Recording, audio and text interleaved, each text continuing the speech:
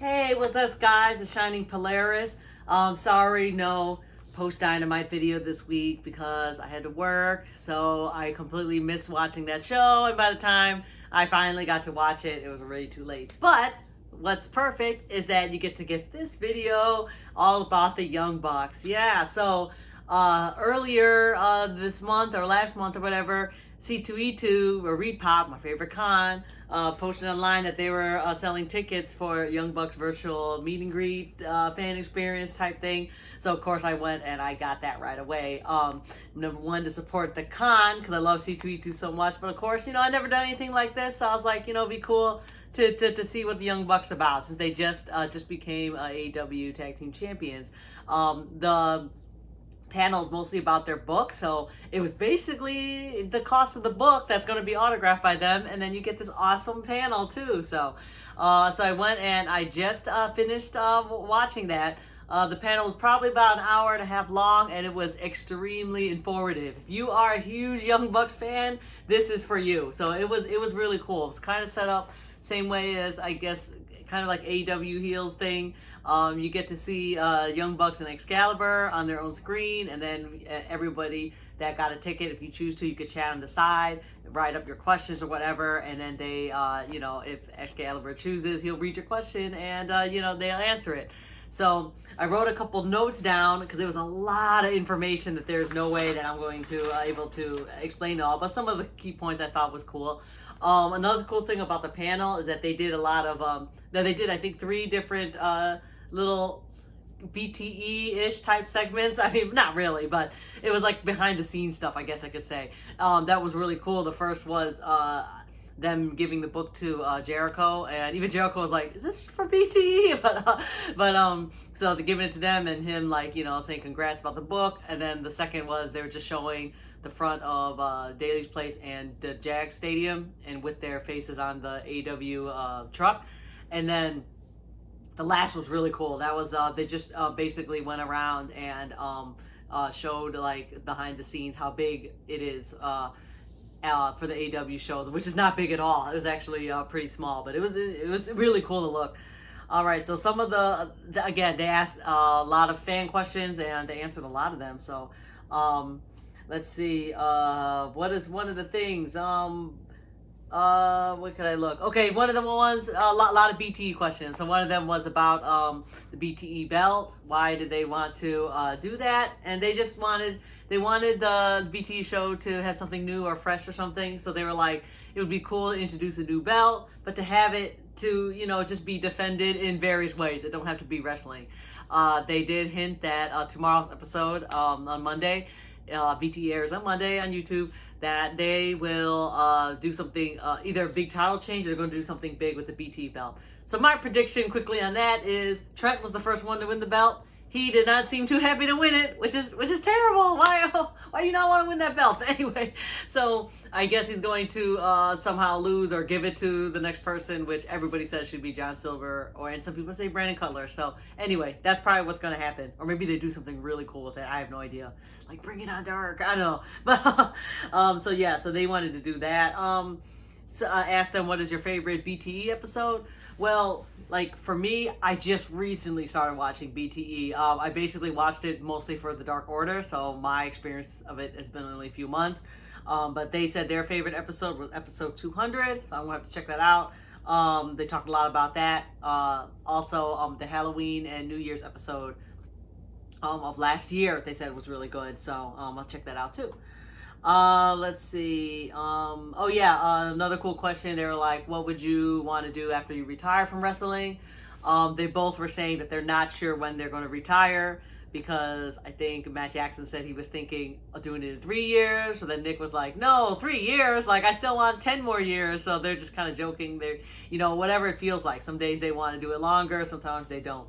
But they jokingly, I guess not really, saying that since they have a ring at their house, that they're thinking maybe when they retire, open up a wrestling school. That would be cool. I'm the same age as them. So by the time they do that, I'll be old too. So, but I think that would be cool.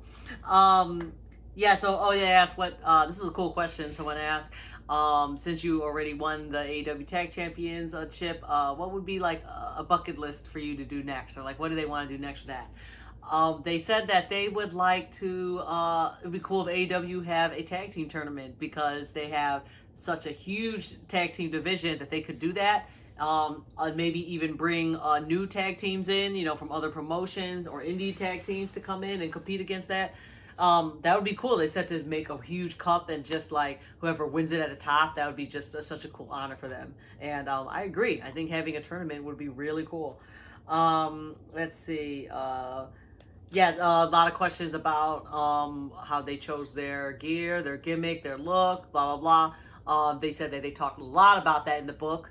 But one of the reasons why they chose to look the way they do is because, you know, they wanted to just look really different from all the other teams. Because, you know, modern teams now, they don't have the long hair, they don't have the tassels, they don't have, you know, the whole look that they have now. So they just wanted to stand out. And that's one of the big advice they said for anybody that wants to go into wrestling. Try to figure out a way to look different than anyone else. So that's their take on that. Another big question was like I guess they almost, or at least Matt Jackson wanted to quit a few years ago, and Nick Jackson was saying that he told him not to. And one of the biggest things is that because I've only been wrestling for like 6 years or something, they shouldn't just give up and get it over with now. So they said stick to it because he believed that there was something bigger in the future. And yeah, so they stuck with it, and look where they are now. But they said they explained a lot about that in the book. That you know, it wasn't like, hey, stick with it. In 1 or 2 years, we're going to make it big. No, they said it was many years after they did their Ring of Honor thing, which they said was a big failure on their part, but they still stick through it, and now they're here at AEW. Let's see what.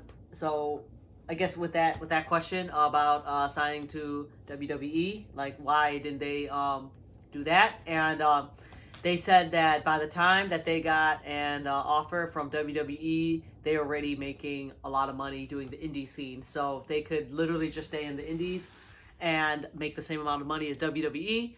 But they said that they have done very small roles in WWE, and when they were on there, they said they didn't like the way it was managed.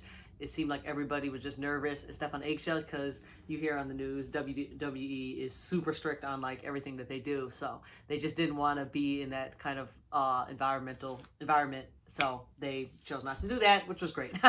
So let's see. What else did I wrote down here? Oh, like I said, there was a lot.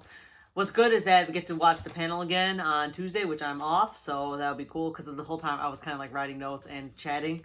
So I know I missed a few things. You know, a lot of fun questions. Like, what do you do on your day off? They said that they try to play with their kids, but they are very tired because it's a lot of traveling. Like, example for Full Gear, they left on Sunday, but then had to go back Wednesday to do Dynamite. So that's a lot of traveling back and forth from California to Florida. Favorite behind the scene moments for them.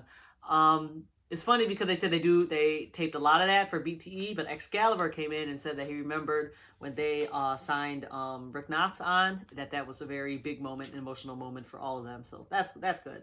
Oh, cool question. What is their favorite gear? They said that their favorite one is probably the Elvis one, which is right here. That's like their really famous one. And they said the one they wore to Full Gear was pretty cool because they the FTR, they did the kind of the Celtics look, and then they went and Young Bucks did the Lakers look. So they said they liked that going on. So last question, which was I'm surprised they even asked that. Oh, by the way, they didn't ask my question, and that's fine. I think they kind of answered it throughout the whole panel. It was kind of a general, and I knew it was a very popular question to ask. It was my question was, you know, could if AEW and Impact ever got together, do a collab or a crossover, whatever, since they have a really good tag team, Division 2, who would they like to face? And I think they kind of answered that in another question. I mean, obviously, North and Motor City Machine Guns. But anyway, which would be my pick too. Last question someone asked was about New Japan.